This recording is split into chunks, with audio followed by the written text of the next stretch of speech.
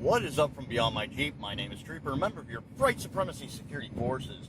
Back with another video, and this one's going to be a little bit different, and I'm going to take this moment right now, and everyone else, I encourage you heavily to thank Gulf City's own Pink Salmon for editing this video, because this one's going to be a little bit different, as I have had a host of technical issues throughout the week that has not allowed me to record this presentation video for you. So this is going to be coming in two parts. Here where you see me in the Jeep, and hopefully next time you guys see me, I will be at the Armory. Now, this is going to be the Czech military service weapons video, as I do not have my cameraman's VZ58. He has been gracious enough to supply me with some pictures, which Pink Salmon will be throwing up over in the corner here for us. So let's start off with the VZ58 service rifle. We're going to start at the barrel, where it appears to have a standard AK muzzle brake, but the Czechs, as always, love to give the middle finger to Mother Russia, as they were a satellite state, and made it a 1 in 14 right-hand thread, as opposed to the left-hand thread of the Soviet AK. Now, I can already hear gas leak, but don't worry, you're going to get your upcomings. Moving down, we have the bolt mechanism, which does have a SKS stripper clip feed guide. So the Soviets could use pre-existing technology to recharge their weapons. It does have a detachable 30-round box magazine that is similar to the AKM, but will not be interchangeable either way, because, well, fuck Mother Russia.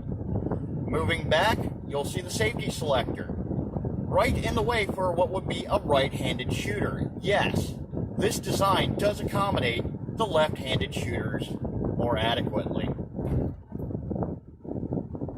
And I believe that is going to be all the pictures we have for that. Next time you guys see me, I should be at the Armory. Guys, here we are at the Armory, finishing up the Czech service weapons video.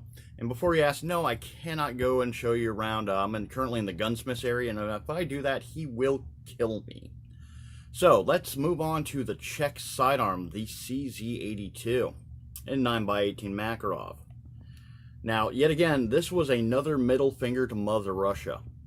This is superior to Makarov in every way. Still chambered in the 9x18 because, well, Warsaw Pact, they kind of had to do that.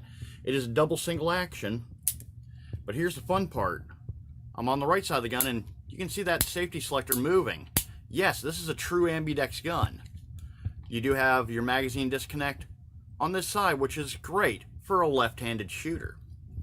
The only thing that's on the right side is our slide release a little bit further up there that you can see. But all in all, 12 rounds as opposed to 8 rounds in the Makarov, a more accurate barrel, fantastic firearm. As always, the Czechs loved giving that middle finger to Mother Russia, and well, they went that extra step further to make sure all their left-handed shooters could manipulate their weapons properly. Let's just move on to a few other Czech weapons that I happen to have with me that will show up in the video. My personal favorite, the CZ27 32 ACP. Single action only, one hell of a smooth trigger, 8-round magazine. It does lock open on the last round, but as soon as you eject that magazine, it's going to close because it locks open, on the follower. This one's a little bit interesting. Let's see if I can get that to focus, because it was made under occupation. There's a Waffenamp on there and on the frame. This made it back as a bring back, so whoever G.I. Joe may have been back then, he has my thanks. And the most effective combat handgun on the face of the planet, the CZ75. Double single action, yes, they did make this in 1975 as opposed to the 82 that you previously saw. This was a secret internal pattern because, well, Mother Russia did not want them making 9mm because they didn't use it, but they knew that communism would in fact collapse, and they would need a service sidearm that could accommodate the more popular 9x19, and well, they weren't wrong, folks. Like I said, double single action, has a 15-round magazine. You can find flush fit 17-round magazines in there. Standard Browning design, but inside on the rails interface between the frame and the slide makes for a more accurate shot. I love this gun, and well, in the range video, you'll see why.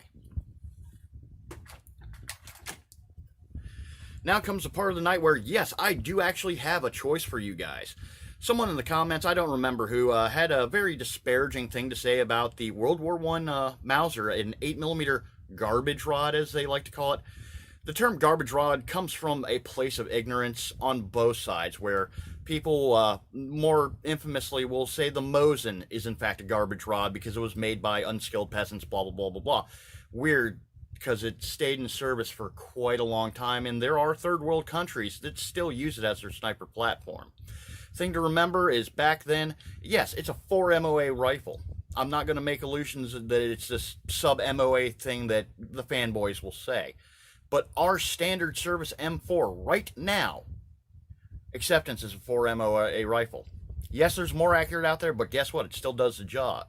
So not only am I going to give you 2 choices, I'm going to give you 3 choices tonight for the garbage rod that I'm going to shoot. We're going to start off with a number 1 Mark III Lee Enfield in the original 303.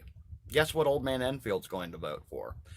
Second one, you know what, let's throw a Mosin in there, but not a standard 24-inch barrel service Mosin. We're going to go with the M44 that has an 18-inch barrel. And I do have some czek practice rounds, which is a hollow copper projectile with half a powder load. Gives the same ballistics as a standard service load. And you know what, I'll go one step further and I'll alternate the cartridges between the czek practice rounds and I got some full power service Yugoslavian. And the third one, well, as I said, I got that bayonet for that Arasaka working. Sadly, they won't let me have the bayonet attached at the range, but you know what? The Arasaka 99 will be your third option for tonight. So, as always, go ahead, vote, stuff that ballot box with bits and krill, because that helps Ghastly out. Until next time, you guys stay safe out there.